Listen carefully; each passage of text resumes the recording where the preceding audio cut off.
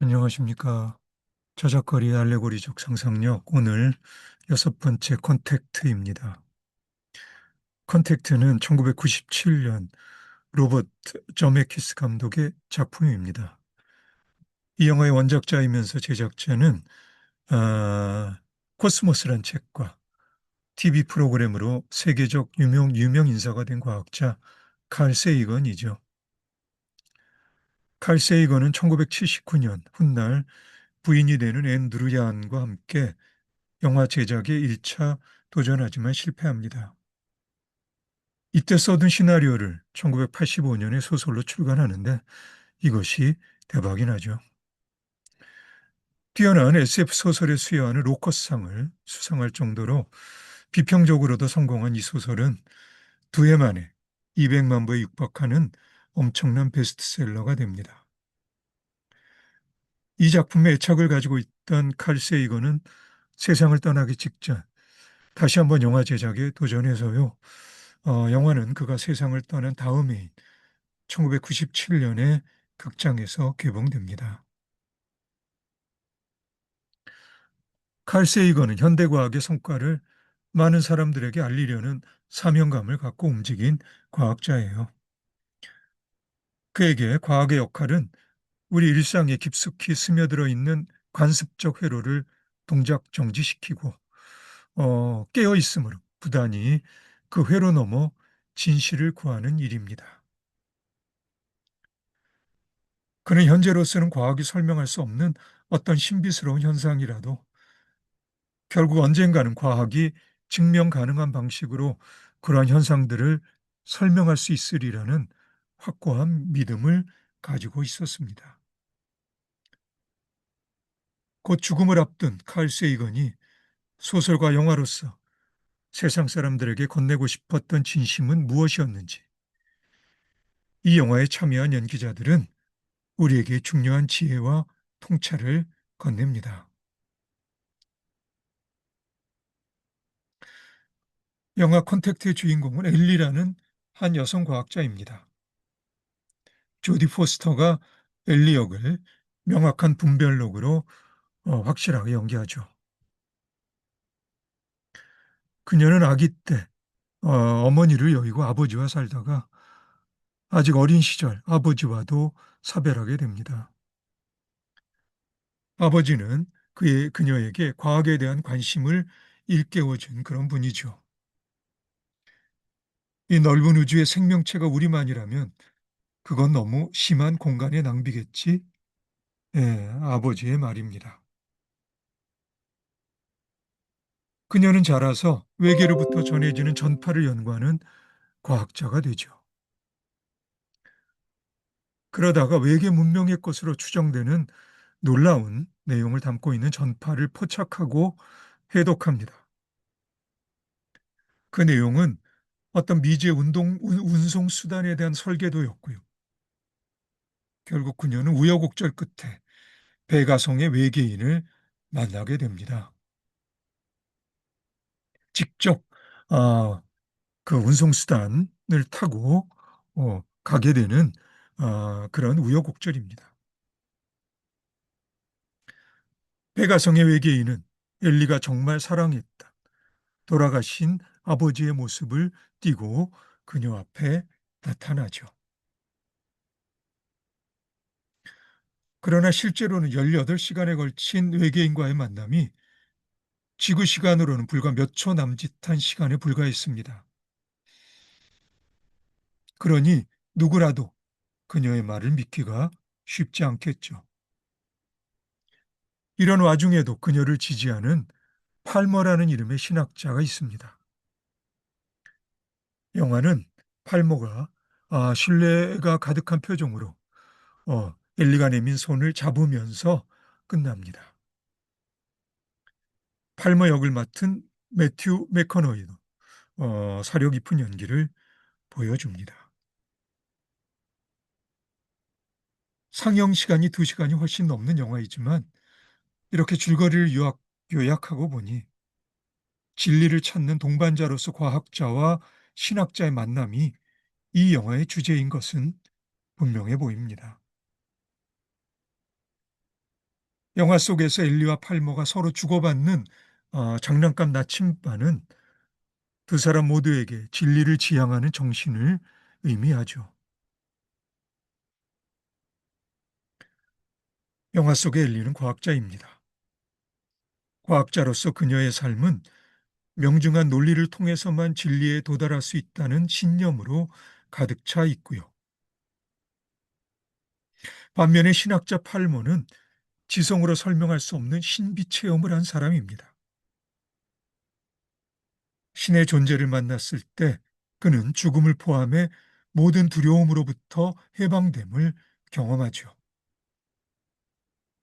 그리고 이 경험 또한 진리라고 말할 수 있습니다. 하지만 과학적 진리와는 달리 명중한 논리로 설명할 수는 없는 그런 진리입니다.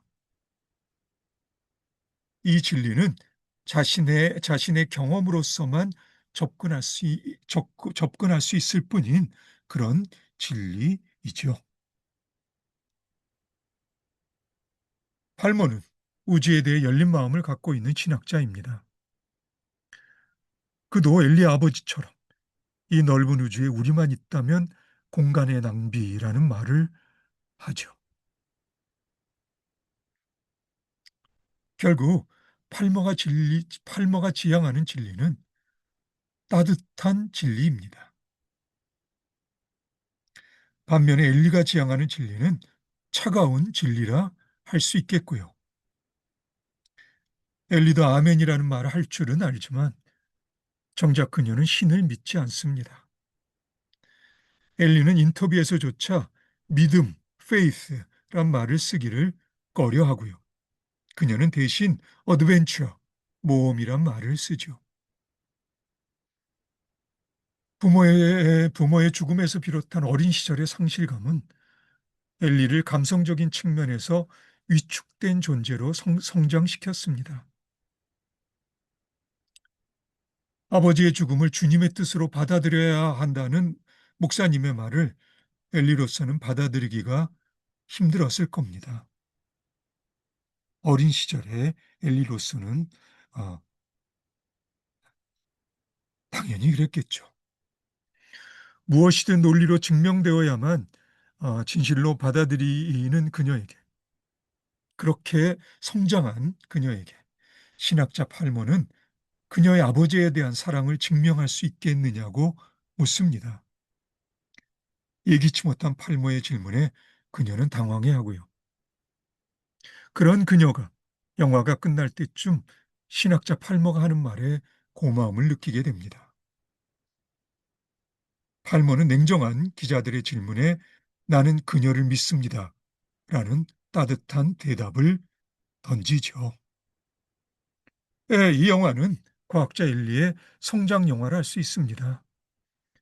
그녀가 추구해온 차가운 진리에 따뜻함이 어우러지면서 영화는 끝나게 됩니다. 사랑 영화에 익숙한 관객의 눈에 엘리와 팔머가 서로에게 따뜻한 마음을 품고 있다는 것은 한눈에도 분명하겠지만 칼 세이건의 진심이 따뜻함에 있다고 말할 수는 없을 것 같아요. 따뜻함은 인간적인 것이고 인간적인 것은 좋은 것이지만 바로 그렇기 때문에 차가운 진리는 더욱 필요할 것일 테니 말입니다. 특히 과학자 칼 세이건에게는 여전히 그랬겠죠. 믿음은 중요한 것이지만 그래서 더욱 모험이 필요한 것이겠고요. 다람쥐 쳇바퀴 돌듯 주어진 회로에 만족하고 익숙한 곳에 안주하는 순간 진리는 오류의 덫이 되고 말겠죠. 뛰어난 과학자였던 칼 세이건의 시나리오라 우리의 시공간 개념으로는 이해하기 어려운 우주와 우주 여행에 대한 영화 내용임에도 신뢰가 가는 그런 작품입니다. 이 영화의 클라이맥스는 뭐니 뭐니 해도 외계인과의 만남인데 그 장면도 적당히 그럴듯하게 머리로만 굴린 대책 없는 스토리텔링은 아닐 거라는 믿음이 적어도 나에게는 있습니다. 이 만남의 장면에는 세 가지 중요한 이야기가 나오는데요. 하나는 유래를 알 수 없는 우주의 신비스러운 아름다움이고요. 다른 하나는 우리가 지구에서 경험하는 세속적 아름다움은 눈속임일 수 있다는 것입니다. 그리고 마지막 하나는 인간에게는 탐욕이나 집착처럼 믿을 수 없는 세속적 감정이 있지만 동시에 나눔이나 믿음처럼 가치 있는 초월적 진정도 있다는 것입니다. 우주의 신비를 명징한 논리로 증명하려는 과학은 이를테면 수레에 실려 있는 진리입니다. 그런데 그 수레를 끌고 가는 사람들에게 예, 예, 다가가는 그 수레를 끌고 사람들에게 다가가는 말이 필요하죠. 그 말이 진정성입니다. 진정성은 곧 북극성이고요. 영화 속의 나침반처럼 북극성은 빛 한 점 새어들지 않는 캄캄한 밤에 여러 사람의 생명을 구합니다. 과학은 진리이지만 사람의 생명을 구하는 진리여야 할 것이고요. 엘리 역을 맡은 조디 포스터와 팔머 역을 맡은 매튜 맥커너이는 칼 세이건이 전하고자 하는 자신들의 역할의 의미를 설득력 있게 손해쥐고 연기합니다. 칼 세이건은 책과 TV 등을 통해 평생 진리를 세상에 전하기에 힘써왔어요. 그렇다면 영화 콘택트는 진리가 세상에 건네지는 방식에 대한 이야기라 할 수도 있습니다. 삼라만상 세상의 모든 존재들과의 만남에서 인간의 감성은 저작거리의 통속적 감정과는 다른 차원에서 일체감을 경험할 수 있습니다. 과학이 추구하는 진리가 일상의 회로를 깨는 과정에서 구해지는 법이지만 설령 궁극적인 차원에서는 그럴 수 있다 하더라도 그 과정에서 진리가 진리 그 자체로 존재하는 것은 아닐 겁니다. 진리란 현실의 실제적 가치라기보다는 진실의 근본적 가치를 지향하는 정신에서 비롯하며 그 정신적 작용에서 경험하는 일체감이 우리로 하여금 계속해서 그 노정이 있게 하는 힘이 되어줍니다. 나는 이 힘의 본질을 진정성이라 부르고요. 자신의 죽음을 목전에 두고 있던 칼 세이건은 컨택트란 영화를 통해 그 진정성을 세상에 남기고 싶었던 것 같아요. 연기자 조디 포스터와 매트 맥커너이는 기꺼이 칼 세이건의 동지임을 진정성 있는 연기를 통해 표명하고요. 칼 세이건이 세상을 떠나기 전해인 1999년에 악령이 출몰하는 세상, 어둠 속의 등불과도 같은 과학이란 그의 마지막 책이 출간됩니다. 여기 한 초등학교 교실이 있습니다. 선생님이 아이들에게 눈이 녹으면 뭐가 되나요? 하고 묻죠. 아이들이 저마다 손을 들면서 무료라고 대답합니다. 정답입니다. 그런데 한 아이가 계속 손을 들고 있어요. 그래서 선생님이 다시 묻습니다. 그래, 눈이 녹으면 뭐가 되는데? 그러자 그 아이가 대답하죠. 봄이요. 예. 이 아이의 대답은 틀린 것일까요? 눈이 녹으면 물이 된다는 진리는 이를테면 차가운 진리입니다. 그렇다면 눈이 녹으면 봄이 된다는 진리는 따뜻한 진리인 셈입니다. 사실 눈이 녹아서 봄이 되었을 줄 알았다가 속아본 적이 한두 번이 아닐 것입니다. 이 짧은 이야기는 진리에 대해 우리로 하여금 여러 생각을 하게 해주죠. 정부의 관료 체제라든지 기업과 앙트레프레너의 정신에 대한 카이 세이건의 평소 입장 같은 주변 주제들이 없는 것은 아니지만 컨택트란 영화의 중심은 바로 그런 이야기입니다.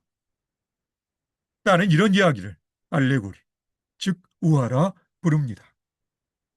컨택트에 출연한 연기자들, 진리에 대한 진정성 있는 우화에 진정성 있는 연기로 동참합니다.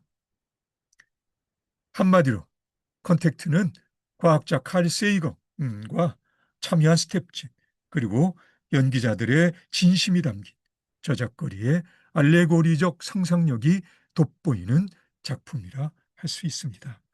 혹시 이 영화를 보셨는지요? 여러분은 어떻게 생각하시나요? 예, 눈이 녹으면 아, 물이요. 예, 그렇지만 눈이 녹으면 또 봄이요라는 이 짧은 이야기를 나는 우화라 부르고요. 알레고리라 부르고요. 그리고 콘택트는 바로 같은 맥락에서 저작거리 알레고리적 상상력이 돋보이는 작품이죠. 예, 오늘 여기까지 하겠습니다. 오늘 수고 많으셨고요. 그럼 다음에 다시 봅시다.